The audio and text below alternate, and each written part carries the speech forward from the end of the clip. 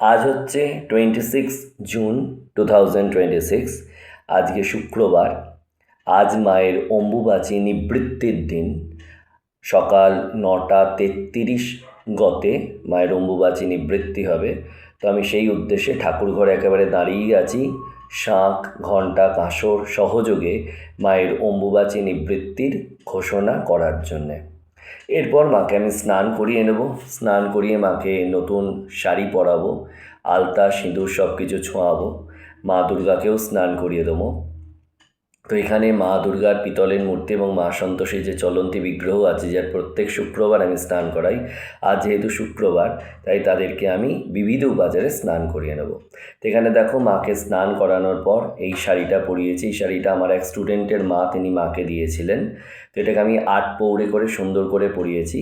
একটু বুকের কাজটা আমার ওয়াইফ একটু আমাকে সাহায্য করেছেন ঠিকঠাক করে পরিয়ে নিতে।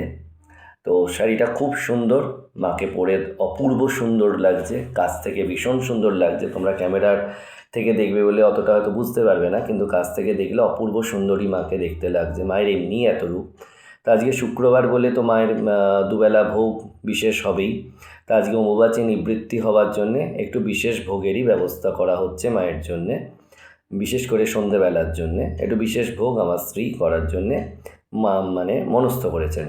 এখানে মা কামাখ্যাকে স্নান করিয়ে নিয়ে ওনাকে জবার মালা পরিয়ে দেওয়া হয়েছে, সিঁদুরের ফোঁটা দেওয়া হয়েছে, তার সাথে পদ্ম, অপরাজিতা এবং বিবিধ অন্য পুষ্প দিয়ে, বিল্বপত্র দিয়ে মায়ের আরাধনা করে নেওয়া হয়েছে। এখানে মা দুর্গাকেও স্নান করিয়ে তাকে জবার মালা, সিঁদুর পরিয়ে পদ্ম তাকে নিবেদন করা হয়েছে।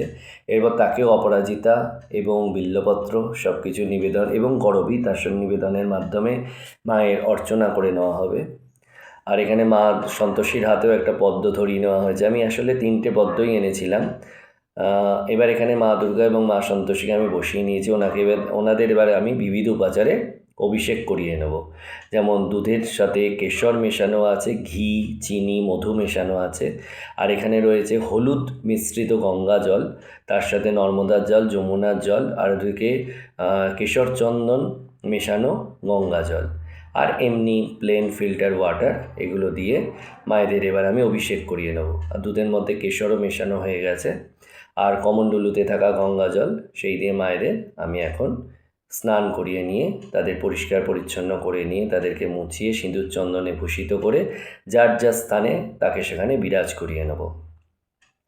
এখানে দেখো আমার সকালবেলার পুজো হয়ে গেছে। মাকে জবা ফুল, বিল্বপত্র, অর্ঘ্য সব কিছু নিবেদন করা হয়েছে।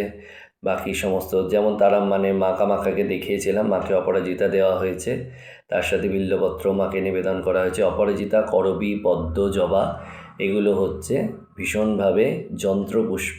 এগুলো শক্তি পুজোয় অপরিহার্য। এগুলো শক্তি পুজোয় ভীষণভাবে দরকার হয়। তো এখানে সকালবেলার ভোগে ছিল মায়ের জন্যে গুড়, ছোলা, শশা, কলা, আমন্ড এসবের নৈবেদ্য। তো সকালে পুজো হয়ে গেছে, পঞ্চপ্রদীপ দিয়ে আমার আরতি করা হয়ে গেছে। সমস্ত দেবদেবীদের তাদের পছন্দ মতন ফুল, বিল্বপত্র, তুলসীপত্র দিয়ে তাদেরও অর্চনা করে নেওয়া হয়েছে। এরপর হচ্ছে দুপুরবেলা মাকে ভোগ নিবেদনের পালা থাকবে। ভোগ আমার স্ত্রী অলরেডি রান্না করতে শুরু করে দিয়েছেন, ম্যাক্সিমামটা হয়েই গেছে।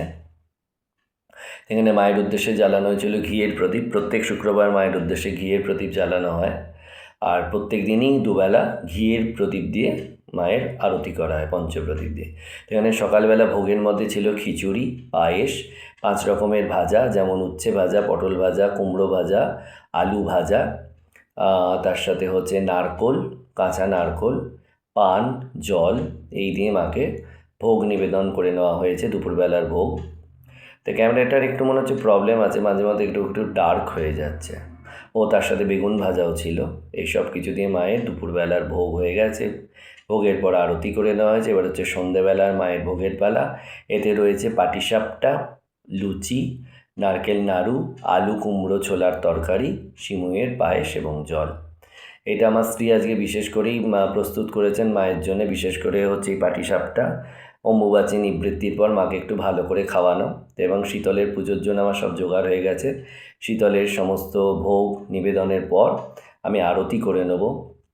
প্রথমে আমি জপ করি, তারপরে সমস্ত নিবেদন করি, তারপর আরতি করি, তারপরে হচ্ছে এখানে শয্যা প্রস্তুত করাই আছে গোপাল, গণেশ এবং বানেশ্বরের জন্যে, এবং প্রত্যেক দিন সন্ধেবেলা আমি আদ্যাস্তোত্র পাঠ করি।